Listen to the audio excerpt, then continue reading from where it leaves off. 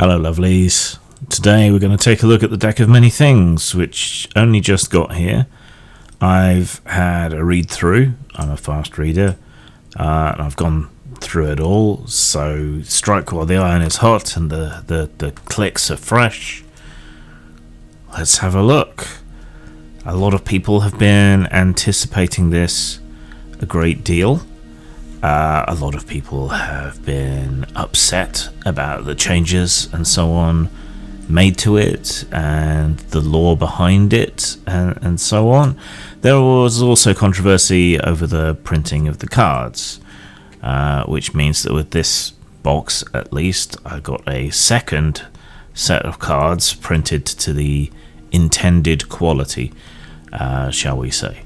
Now, with the heavy price tag, I feel like the second set of cards goes a long way to making this feel like it's actually worth what I paid for it, because you end up with a set of cards that you can give to your players, manhandle, use as props, and a nice deck that you can use for yourself as a games master or as a collector's item, whichever way you want to look at it, really. Now, on receipt, I immediately was a little bit upset because we have this nice box with this nice cover and everything, and it's a tear open, and the tear doesn't come away neatly or nicely. It pulls at the paper, and it seems like a waste of what could be a very nice storage box or a slipcase or something else they could have done. So that's a bit of a shame and a weird decision, but there you go. I mean, transporting something like this around, you're gonna want to protect it. So within that box we have a slipcase, which is what the outer thing should have been, and within the slipcase we have a separate box. This slipcase is pretty flimsy, weak source though, not as good as their other slipcases. The actual box case is quite nice, heavy cardboard. Oops, wrong way up. Don't think there's any magnets or anything. Comes with a pull thing. Inside that box you get a reference guide and you get the first set of cards. First set of cards are very obviously cardboard, and the gilt edging isn't as strong as it might otherwise be, and they don't feel particularly plasticated. These feel like a cheap tarot set you might get off Wish or Temu or something. Yeah, not the best, but you do have this other set, which we will get to in due course. Why isn't that sitting flat? I think the box bulges slightly. Okay, we'll get to the cards in a sec, but the card reference book is nice, printed landscape rather than portrait, and this is more of a quick reference guide, but it does contain different ways to use the cards, like in divination, in game, for creating adventure ideas from the cards, which is great and useful. Little secret, a lot of games masters use tarot cards. I've written games and adventures like Penny Tower, for example, that uses tarot cards to determine the layout of the dungeon. If you can call a 1970s brutalist arcology a dungeon, I guess you probably can. Like the tarot, the cards now have meanings upright and inverted, so when you're shuffling, do remember to twist the cards around from time to time. Yeah, this is nice. It expands the usage of the cards to be more like the Tarocca cards, which I also have. and for adventure seeds, as well as their use as powerful magic items. Now, I want to pause for a second here and just say that the artwork for the cards, most of the cards, is leaps and bounds beyond anything I've seen in any D&D releases in a long time. This is much more strikingly graphical. This is much more visually appealing. There is actual contrast in the images. They're not muddy. This kind of graphical style is what I would like to see from D&D more in the future, and it is something that has been missing for a long time. Now, it's not all of the illustrations, but whoever it is that did these should be getting more work and should be getting more regular illustration work in D&D. This stuff is far superior to anything that we've seen in D&D for a long time. It is characterful, it is high contrast, it looks good on the page, it doesn't look muddy, it's clean, clear, expressive, everything I want from a fantasy game's art we find here on these cards, and we don't find it in the more normal illustration that we see in D&D. So, I mean, look at the rogue card, isn't that lovely? Isn't that lovely? I wish they'd have more like that. But yeah, anyway, so this is a much better visual presentation. I guess they figure that cards need to be more graphical and recognizable in an instant as you put them down, rather than the regular art, which isn't as good. I mean, some of the stuff isn't as good, like the tavern card, for example. But plenty of it's good. So there's different interpretations for the cards. It could be a person, a creature, or a trap, a place, a treasure, or a situation. And inverted, it has other meanings. So there are double meanings to all the cards if you use them as divinatory or to inspire you to create adventures. But yeah, that was nice. I liked that. The Book of Many Things itself is a not particularly thick volume. It's about 190 pages or so.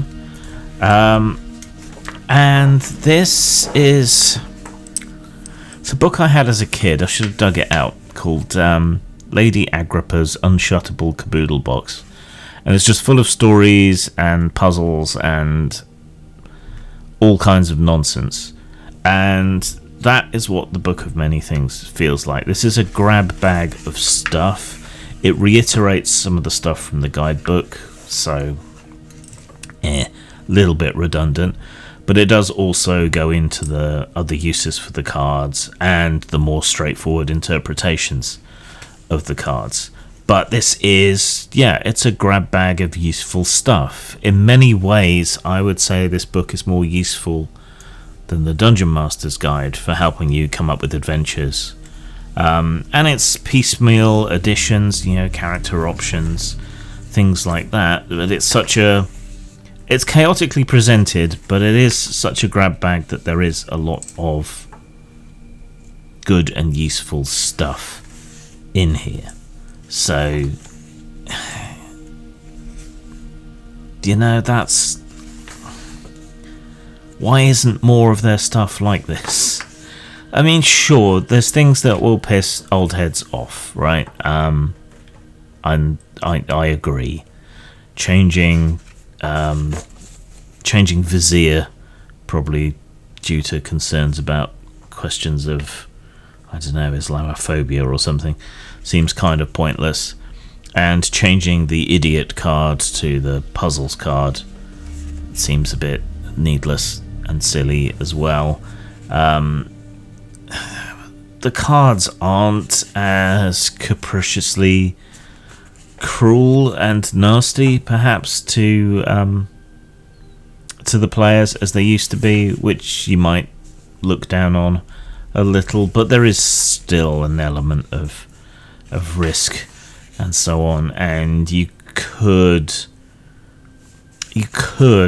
create interpretations for the inverted versions of the cards as well, for drawing them from the deck for their powers. So there's that. You can use them to create encounters, challenges, puzzles, and so on. And throughout the book there are various different interpretations of the cards and different ways to use them, which is all very decent, inspiring stuff for a games master, because often the hardest thing is coming up with ideas or populating a dungeon or a set of encounters and so on, and what is essentially a tarot deck can be very useful for doing that. I did feel like the Cartomancer feat should have been a specialist magician or something instead. That is, I guess that's one of the problems with the book, is that it kind of skirts over everything without necessarily going into as much detail as is perhaps necessary here and there. But overall, I think there's a ton of useful stuff in here. Items, character options, feats, spells, a few locations which I can do with or without, frankly. But yeah, there's a ton in here that is useful in one way or another. Not so much adventures per se, but adventure seeds and a few bits and pieces that you might need to make good use of it, which is a better approach even there, I think. Stole my idea from our Eratech campaign for teleportating telescopes. Tad annoying, but hey, what can you do? The controversy around the rewriting of the history doesn't seem to be as explicit or as self-aggrandizing as people said. The Paladin, Asteria, or whatever. Yeah, annoying, but not that annoying, to be quite honest. That whole thing you can quite easily ignore, and it's not as explicit and retconny as things have been. Yeah, it's actually useful. It has a lot of bang for your buck, even considering how many bucks it all was. I think this was 95 quid in the UK, which is too much still, but yeah. Okay, so these are the cards that come with the set. You probably can't tell the difference in quality, but there are sparkly bits on it. There's gilding on the edge, but these are very much card. You can feel it when you touch them.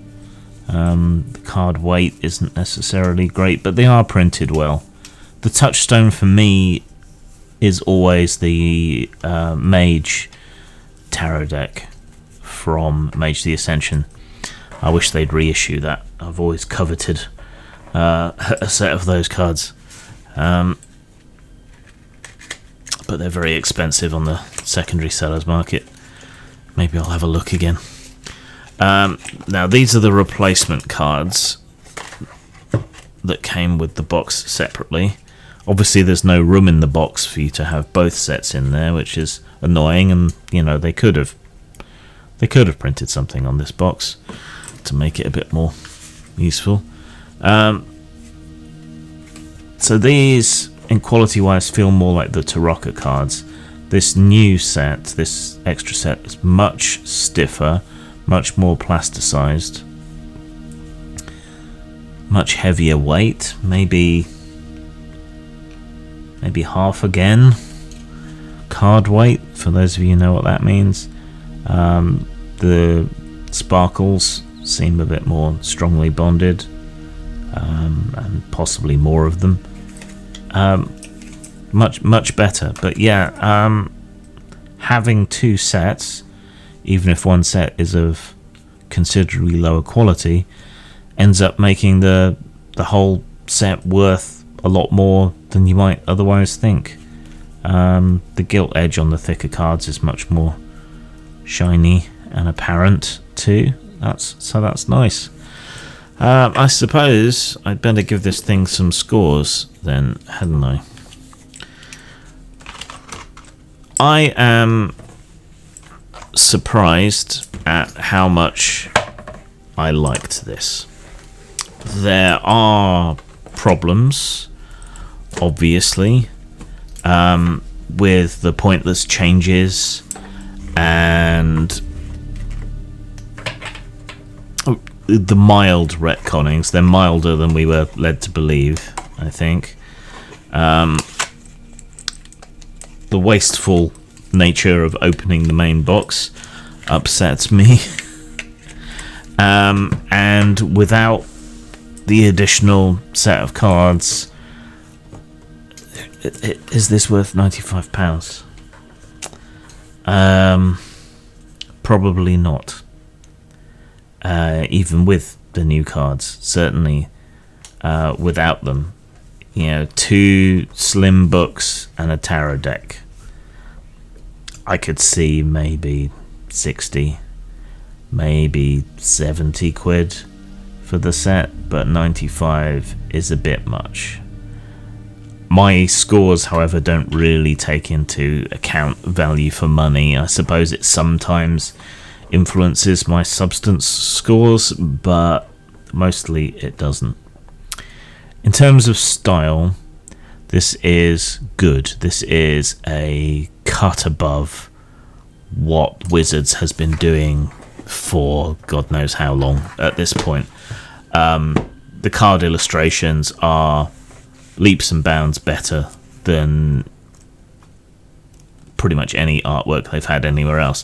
Now in the book we still see some of the current style of pastel mud, which I detest, but the card art is brilliant, frankly, and makes me quite hopeful for the thing as a whole.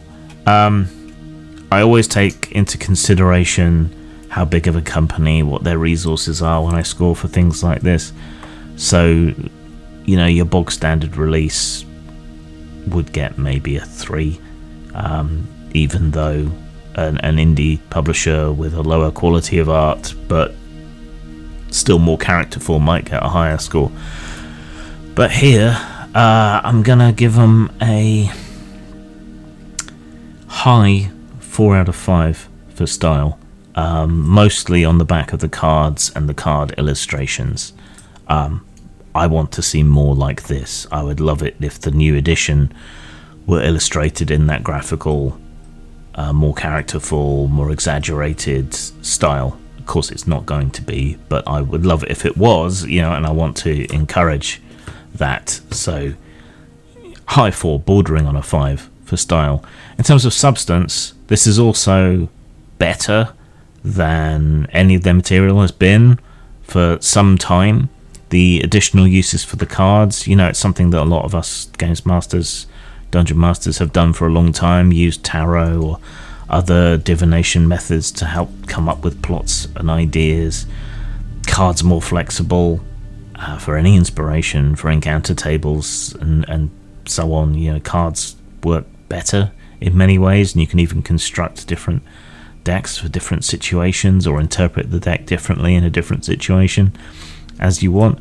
And there's a good hodgepodge of little bits and pieces that you might find useful in your games. The only real drag on the material worth, I think, on the substance of the thing, is that the nature of the substance has changed somewhat to be a little bit less fuck you to the players. You may or may not like that. And also the organisation leaves something to be desired, though it is thematic. So I will give it a 4 for substance. So that's an 8 out of 10, a 4 out of 5 overall. They've played a blinder here to end the year on a relative high positive note. Of course, I bought it because I'm working with a couple of people on alternative decks of various kinds. There's also the deck of weird things for Lamentations of the Flame Princess, which you might prefer if you're more into dicking over your players. And there are plenty of crafters who make decks you can find on Etsy and places. I would encourage you to support them. But this is still good. Is it worth the price? No. But is it good? Yes. And I'm as surprised to say that as you are to hear me say it. But fingers crossed it means a shift in art direction moving forwards. But I guess we'll see. Zang. A problem for every games master has always been coming up with adventure ideas.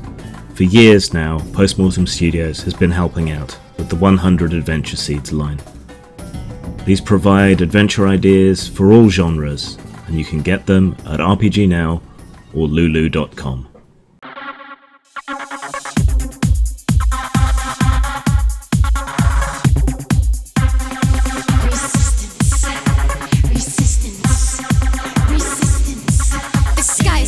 Down before your eyes, the actors screaming agonizing cries. Another useless reason to despise the secret life that everyone's nice. That secret life that everyone's nice. That secret life that everyone's nice. You're a star now. You go far now. In the Nero Daughter Show. In the Nero Daughter Show. You're on stage now.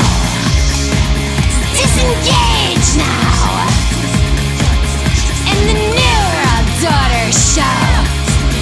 In the Nero Daughter Show. Nero Daughter Show.